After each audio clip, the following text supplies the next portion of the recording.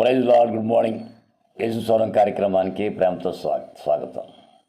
పిల్లరా, మన జీవితంలో చాలాసార్లు మన విలువ మనమే తగ్గించుకుంటూ పోతుంటాం. గమనించాలి పిల్లరా, మన విలువ అంటే మన వాల్యూ మనమే చాలాసార్లు మనం తగ్గించుకుంటాం. చూడండి, మీకంటూ ఒక విలువ ఉంది, మీకంటూ ఒక స్టేటస్, మీకంటూ ఒక డిగ్నిటీ ఉందన్న సంగతి చాలామంది మర్చిపోతుంటారు. ఎందుకంటే నేను ఎందుకు పనికిరాను, నా వాళ్ళు కాదనుకుని చాలామంది వారి జీవితాల్లో చూడండి, ఒక షాప్కి వెళ్ళినప్పుడు దాని మీద రేటు ఉంటుంది.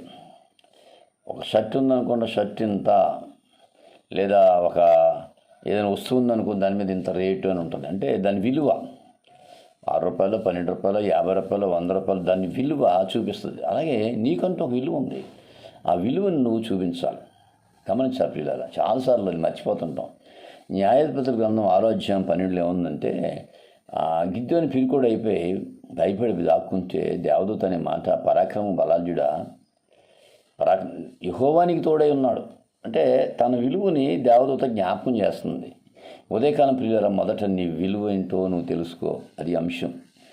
నీ జీవితంలో నీ విలువ ఏంటో తెలుసుకో. 3 విషయాలు చెప్పేస్తాను. ఒకటి ఏంటంటే, నీవు ఎందుకు వచ్చిన జీవితం, ఇంతేనా నా బ్రతుకు అనే మాట అని వదిలేయాలి. మొదటి పాయింట్ ఏంటంటే, నా జీవితం ఇంతే, నా బ్రతుకు ఇంతే అనే ఆలోచన నీకు మర్చిపోవాలి. అది నీకు ఉండటానికి లేదు. ఇంతేనా నా జీవితం, ఇంతేనా నా బ్రతుకు అనే మాట నీ హృదయం నుంచి రాకూడదు. ఇంతే కాదు, ఇంక చాలా ఉంది. ఇంతేనా అనుకోదు. గిద్దె అనుకున్నాడు, అయిపోయింది, నా చాప్టర్ క్లోజ్, అందుకే నేను పక్క వెళ్ళిపోయాను అన్నాడు. ఇంతేనా నా బ్రతుకు అనుకోదు. మొదటి పాయింట్ గుర్తుంచుకోండి. ఎవరైనా సరే నీ జీవితంలో గొప్ప కార్యం చేయటానికి ప్రభు సిద్ధంగా ఉన్నాడు. ఇంతేనా అని ఎప్పుడు అనుకోవద్దు. చాలాసార్లు మనం అనుకుంటాం ఇంతే, ఎక్కడికి వెళ్ళినా సరే ఇంతే నా బ్రతుకు, ఇంతే అని. నాకు విలువ లేదు, ఆఫీస్లో విలువ లేదు, బయట విలువ లేదు, ఇంతేనా నా బ్రతుకు, ఎన్నాళ్ళు చూసి ఇంతేనా అనుకోవద్దు.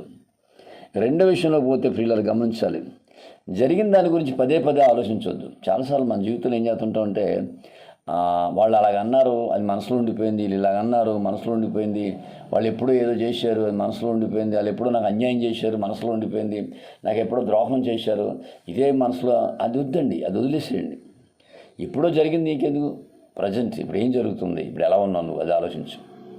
గమనించారు పిల్లలు, గిద్దెను ఎప్పుడో జరిగిందని ఆలోచిస్తున్నారు. ఓడిపోయారు వాళ్ళందరూ, ఇంకా మా పితల కన్నా ఎక్కువేం కానీ నా బతికి ఇంతే కదా అనుకున్నాడు. కనుక అది వదిలేండి. ప్రజెంట్ ఇప్పుడు దేవుడు నీకు తోడే ఉన్నాడు సంగతి మనం ఎప్పుడు మర్చిపోకూడదు. మొదటిది ప్రియుల మళ్ళీ చెప్తున్నాను, నీ విలువ గుర్తుంచుకోండి. తెలుసుకోవాలంటే మొదటిది ఏంటంటే, ఇంతేనే నా బ్రతుకు అనుకోవద్దు. రెండో చూస్తే, జరిగిపోయిన దాని గురించి ఆలోచించవద్దు. రెండోది ఏంటంటే, జరిగిపోయిన దాని గురించి ఆలోచించవద్దు. అయిపోయింది, ఫాస్ట్ అయిపోయిందండి, ఎప్పుడు అది మైండ్లో పెట్టుకోవద్దు. మూడోదిగా చూస్తే, మన జీవితంలో చాలాసార్లు మన మైండ్ సెట్ అంటే మానసిక ఆలోచన ఎప్పుడు పాజిటివ్గా ఉండాలి. Be positive. గమనించాలి, బీ పాజిటివ్. బ్లడ్ గ్రూప్లో చాలా రకాలు ఉన్నాయి, అందులో గ్రూపు బీ పాజిటివ్. గమనించాలి అంటే నువ్వు ఎప్పుడు మానసికంగా పాజిటివ్గానే ఉండు, నెగిటివ్గా ఉండొద్దు. ఎవరి మీద కూడా నెగిటివ్ ఆలోచనకి రానివ్వద్దు. ఈ మాటలు వింటున్న ప్రియ దేవుని బిడ్డ, యేసు స్వరం ద్వారా గిద్దెనికి వచ్చిన గొడవ అదే. ఆయన విలువ ఆయన మర్చిపోయాడు, దాక్కుంటున్నాడు. దేవదూత తెలియజేస్తుంది, అయ్యా నువ్వు బలమైనడు, అయ్యా ఎందుకు వచ్చింది, పరాక్రమం బలాఢ్యుడే యెహోవానికి తోడే ఉన్నాడు. అరే నీ విలువ తెలుసుకోవయ్యా ముందు. ఉదయకాలం ప్రియులారా, యేసు స్వరం ద్వారా ప్రభు నీతో చెప్పేది ఏంటంటే, you should know what you are.